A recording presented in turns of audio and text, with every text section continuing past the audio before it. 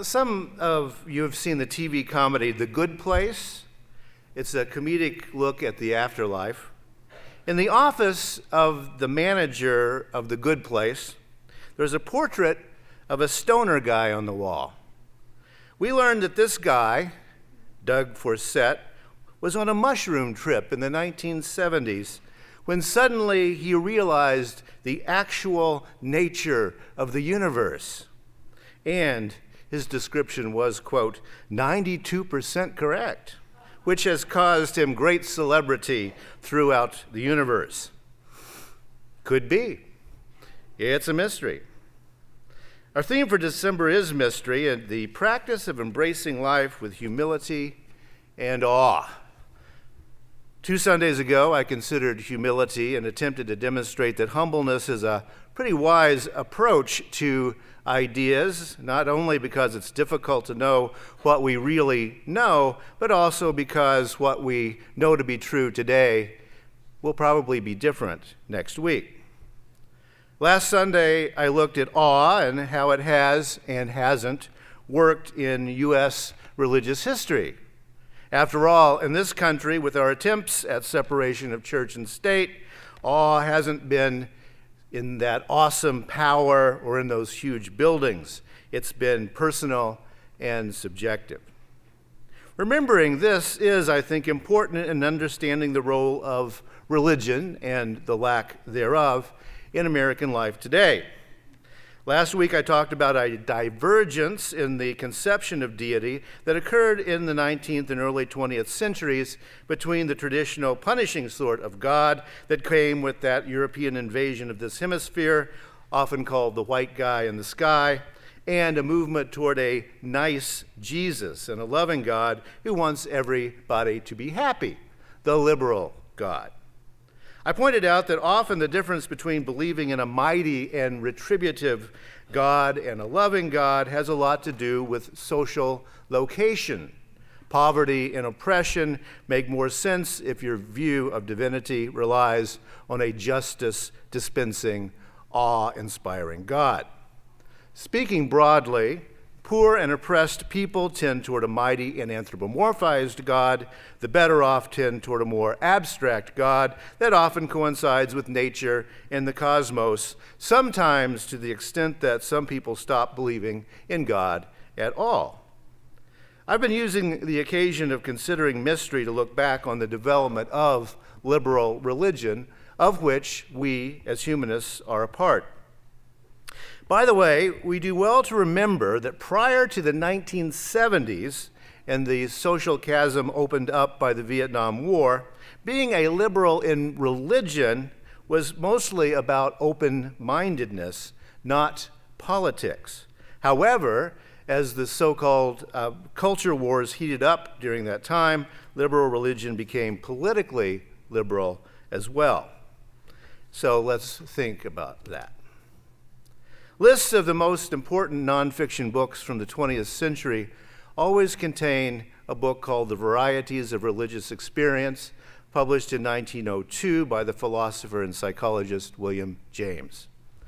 Things were looking bullish for liberal Christianity in 1902. At that time, the British Empire, with its Christianizing mission, was at its height. The United States, with its own Christianizing mission, was getting into the empire business and building an aspiring middle class.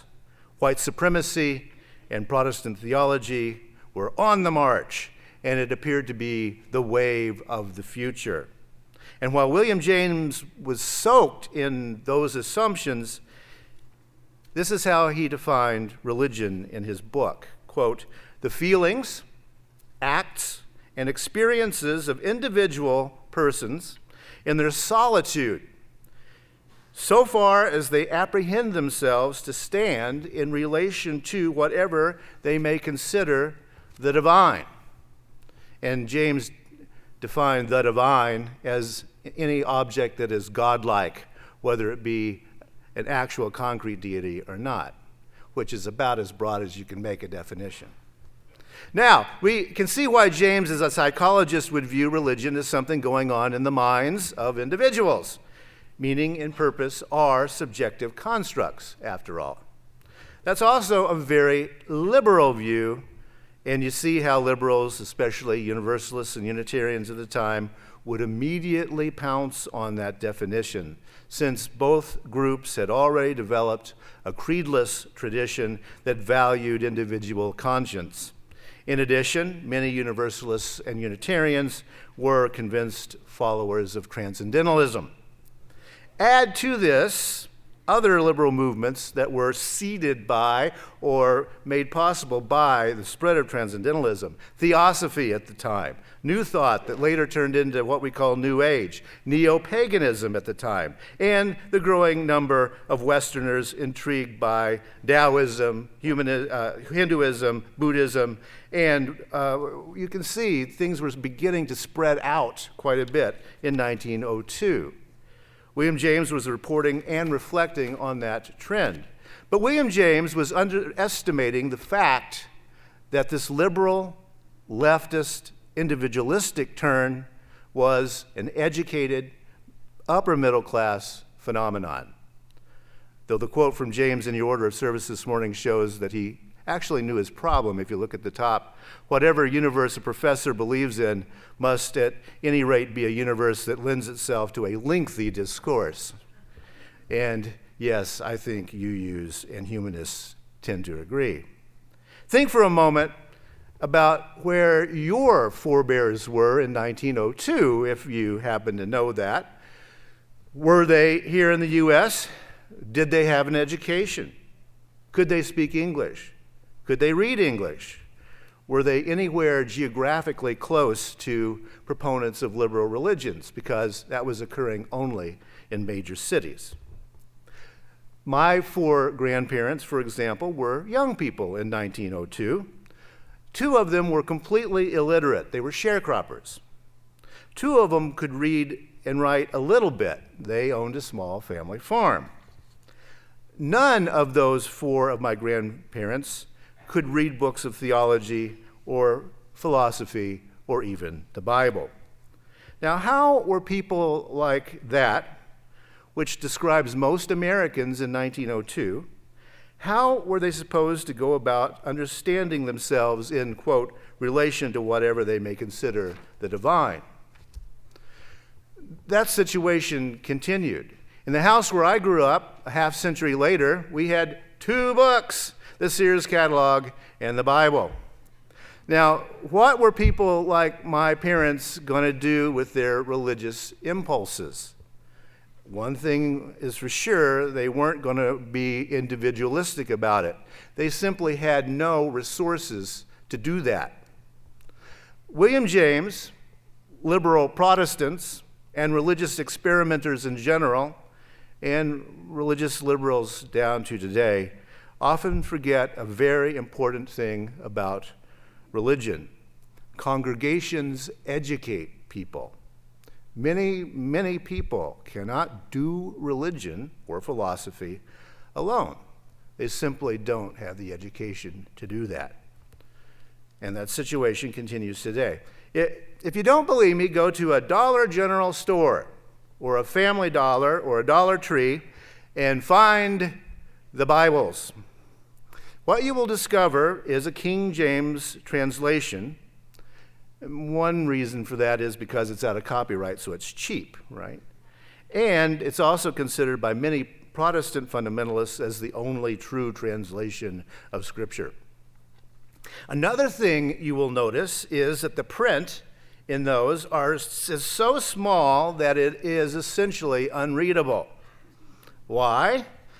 It's cheap, but also because many Americans treat the Bible as a talisman. They don't read it. It's just something holy to have in the house. Now, at a 12th grade reading level, the King James Version is well above the reading level of most Americans, who the average is the 7th grade level.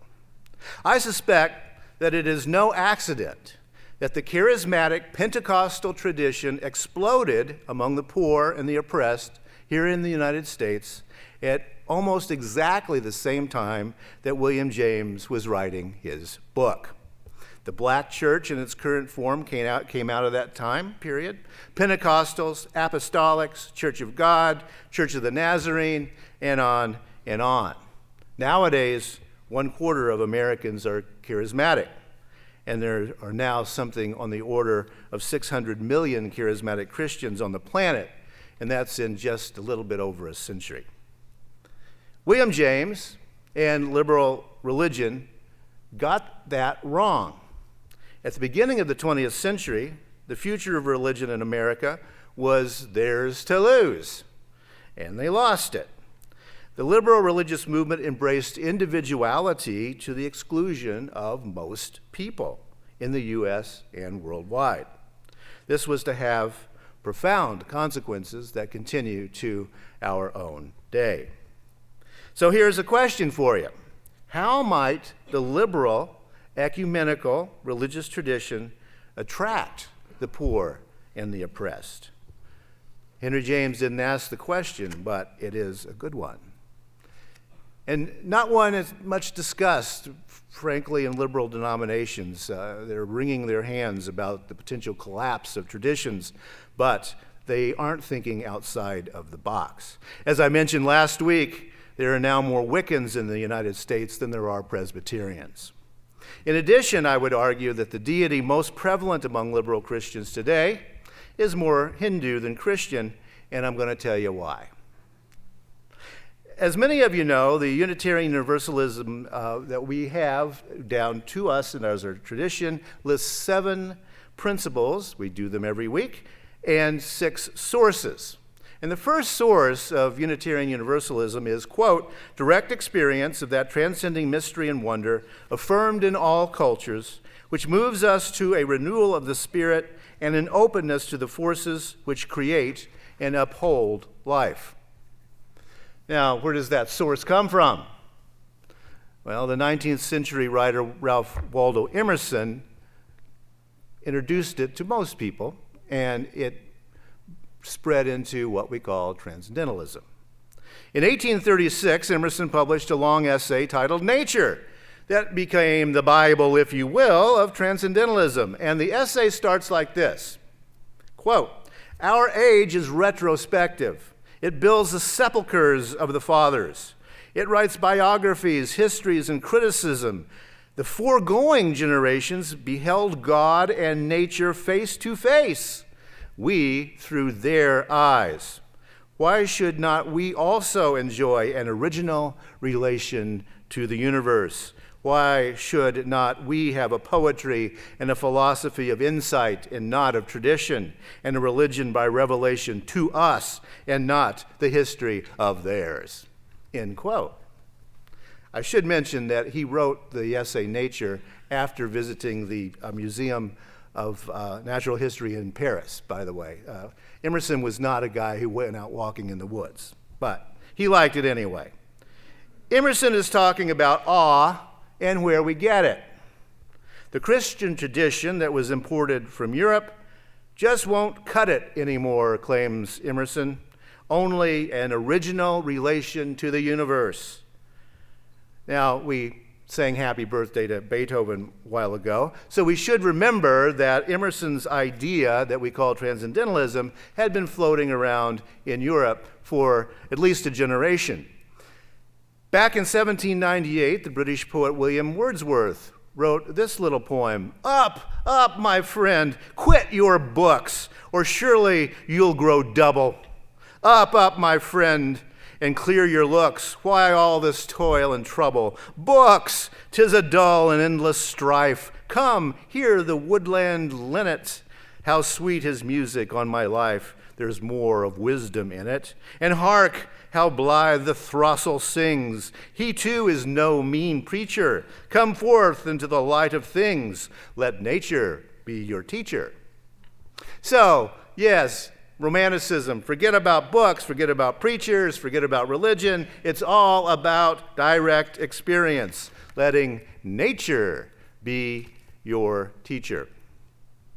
Added to that insistence on direct experience was a concept that transcendentalists were learning from Hindu texts that were just beginning to trickle into the Western world because of the British occupation of India. The transcendentalists called what had previously been called God the oversoul, the oversoul. Now, different transcendentalists understood this in different ways, and I'm not sure they really grasped Hinduism all that well, but they were following Vedanta, which I need to talk about sometime. But the idea that everything is God began to seep into liberal religion. The whole shebang of the cosmos is divine. Material existence is a manifestation out of the spiritual, the cosmic consciousness, as we call the oversoul nowadays. Now, here's how they thought it worked. When we are born, a little piece of the cosmic consciousness, the oversoul, goes into our bodies. And when we die, that consciousness rejoins the cosmic consciousness again. And that's the afterlife. In between birth and death, the material world beats us up. Hunger, lust, greed, fear, work, all those things are there to make us forget that we are spiritual beings, that we are actually a part of the divine. This idea, of course, is the source of poet William Wordsworth's famous phrase, "The child is father to the man." The child is the father to the man because the child is wiser than older men, because the child is closer to the source, the cosmic consciousness. And so we meditate to get past those physical wants and needs and fears and all the fuss and bother of life and realize that we are manifestations of the divine. This was, by the way, in no way, shape, or form what the Christians of that day thought. This is the great separation in that idea. This idea is the source of my favorite bit of romantic verse from Percy Shelley's meditation on the death of John Keats. It goes like this: "The one remains, the many change and pass. Heaven's light forever shines, earth's shadows pass. Life, like a dome of many-colored glass, stains the white radiance of eternity until death tramples it to fragments. Die, if thou wouldst be with that which thou dost seek. Follow where all have fled." End quote. This is where most religiously liberal people were in 1902. Many people, oddly and paradoxically, including most liberal Protestants today, I think are somewhere in that ballpark of understanding of what the divine is. It's their mystery, and they're sticking with it. Now, the skeptics among us would say, hold up a minute, that's all very nice, but you know what we call the soul, actually that's just consciousness, and why would the universe need consciousness? Consciousness is an adaptive trait for living things, and why would the universe need any thought to survive? Actually, we skeptics say the universe is only a big explosion that we happen to be in the middle of. Furthermore, even if the universe does have a consciousness, what would lead us to believe that that consciousness even notices or likes human beings? Maybe we're just cosmic bottom feeders, or perhaps God prefers dolphins. That's why I named my talk today, "That's My Mystery," and I'm sticking with it. We don't know the answers to these questions. Liberal religion and conservative religion bifurcated, and then little offshoots like humanists came along. And it's kind of a holy mess these days. I suspect we'll never know what any of those answers are. We inheritors of a long line of liberal religious thinkers think we're right, but our ideas come with so much history and so much baggage, as do all belief systems. Mystery persists. Perhaps the ancient so-called pagans were right. Perhaps the ancient Hindus were right. Perhaps the Buddhists or the Taoists or Hebrews or Christians or Muslims, or perhaps we've already killed off the only rainforest tribe that actually had the real answer. Maybe. We don't know. Or perhaps the British writer Douglas Adams got it right in The Hitchhiker's Guide to the Galaxy, and the answer is 42. And we just don't know how to ask the right question. It is a mystery. Now, you remember that motif if you read those books through the series is don't panic. Don't panic. And that's probably the best advice we can get about life. Don't panic. Nobody knows the deepest answers. It's a mystery, and I invite us all to be good with that.